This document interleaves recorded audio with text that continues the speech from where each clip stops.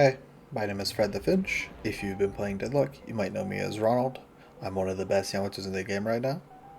I've had a lot of people ask me how I get so many souls in my games, and that comes from viewers and chatters, but also from people in my games and really high elo strong players. So I thought I'd make a video about it. So like whatever your name right now is, like a Ronald Jesus or something, if I'm 15k, you're probably like 24k, while everyone else is 10k somehow. Ronald Christ. Yeah, whatever you do, it needs to get studied right now. Tragic. This guy's got 18k. Oh. Bro, this guy always has so much souls when I see him. I do think this is best shown just through almost a VOD review kind of sense. So for this, we're just going to be going through one of my games where I had a lot of souls and farmed really well. And because I only play Yamato, this is definitely catered more towards her, but I do think it still applies to most, if not all, characters in the game. Everyone wants souls, or you're not going to be doing much. So we're just going to start this around the 7-minute mark. This is usually when you start farming a lot more and when laning phase starts to come to a close, so the start doesn't really matter. One thing to note in this game is we're pretty even on souls.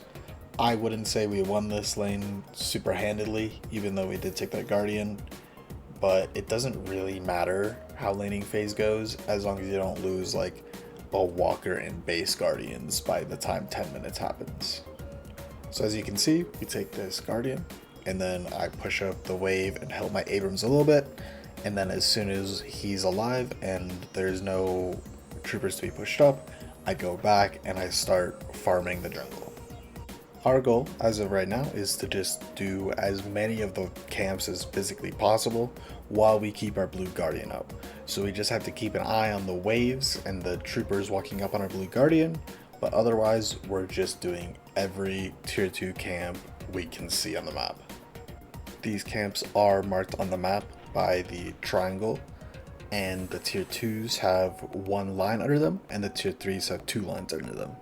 So we do those two camps nearest to our Guardian, and then we push up the trooper wave to make sure our Guardian doesn't get pressured, it doesn't get taken, and then we're gonna go to the next nearest camp off to the right near purple.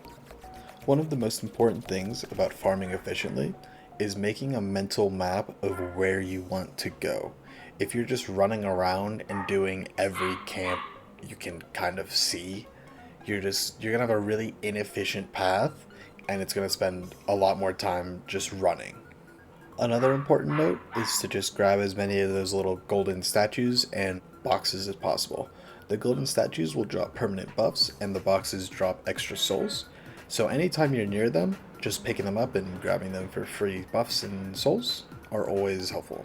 And just over time playing the game, you'll kind of remember where all these spawn and just even make a better path for yourself rather than just going through the camps. You'll know how to find every box, every statue in the most efficient way while you're also grabbing all the camps.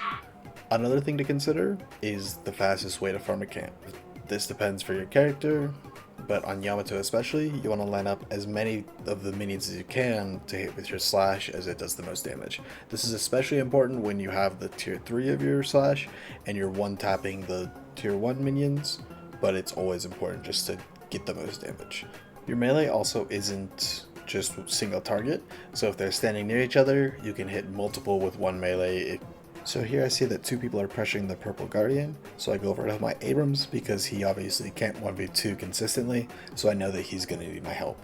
The goal here isn't especially to kill them, it's more to just force them off the objective and relieve pressure off our Guardian, but if we do get the opportunity, then we're going to push and obviously try to kill them. Our Abrams plays super aggressively and ults the haze, so we push onto the haze and we get the kill on her. The 7 is backed off, so then instead of chasing him, we just push up the wave, and then we're going to go back to blue and help that. One of the most important things in Deadlock in general is just keeping an eye on your minimap at all times, and making sure you're not giving up objectives and you're not giving up space for nothing. So we hit this Shiv with a big slash, and then he's already low, so we chase and we can get this kill for free.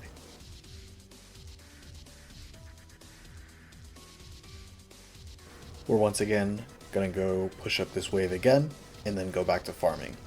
Because 10 minutes has passed in the game, that means that the vending machines have spawned. These are marked by the little squares with circles inside of them, and they give a lot of free souls for just punching them.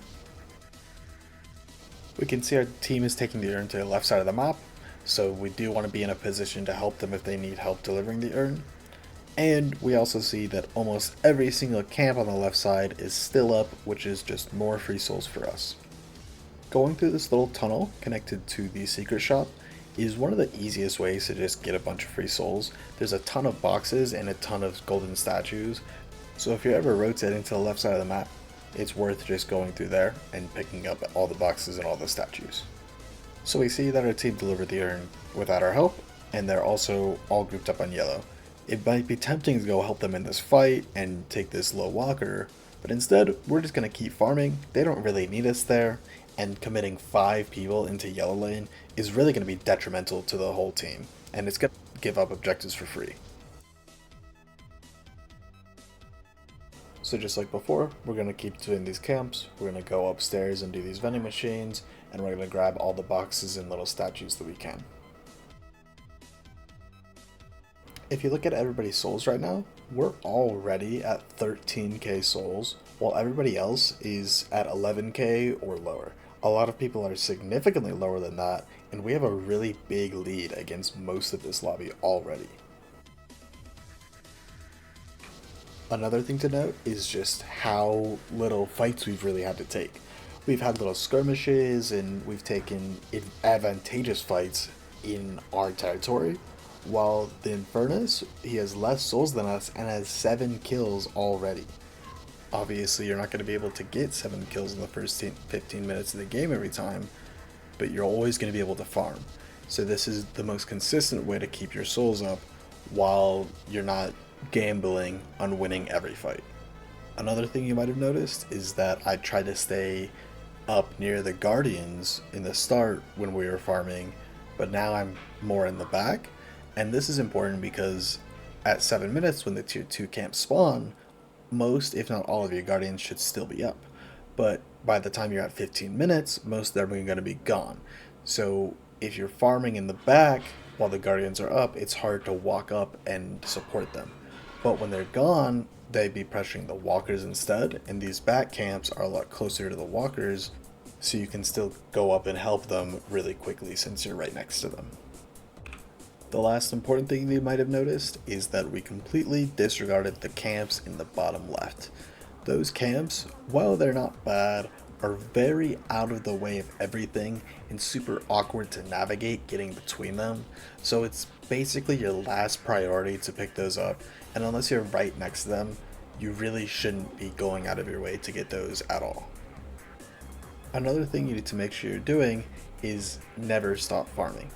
Even though you might be farming a little bit less in the mid game, you should still be picking up the camps whenever you have a chance and whenever you have downtime between pushing objectives and taking team fights. I'm not going to be showing the rest of this game just because it becomes very repetitive in terms of farming, and I feel like the start really exemplifies everything you need to know, but I am going to be putting full games in a playlist just set as unlisted. So if you're interested in those, just go ahead and click the playlist section and look for the full game playlist. And I should have at least a few of those uploaded by tomorrow morning, September 11th. As always, if you enjoyed and if you learned something, feel free to stop by my Twitch. We do VOD reviews, we have educational stuff, we also just have a good time, play the game. Feel free to leave a sub, feel free to join my Discord. I answer any questions there. If you have any ideas for videos you'd like to see, you can leave them in the Discord or in the comments as well.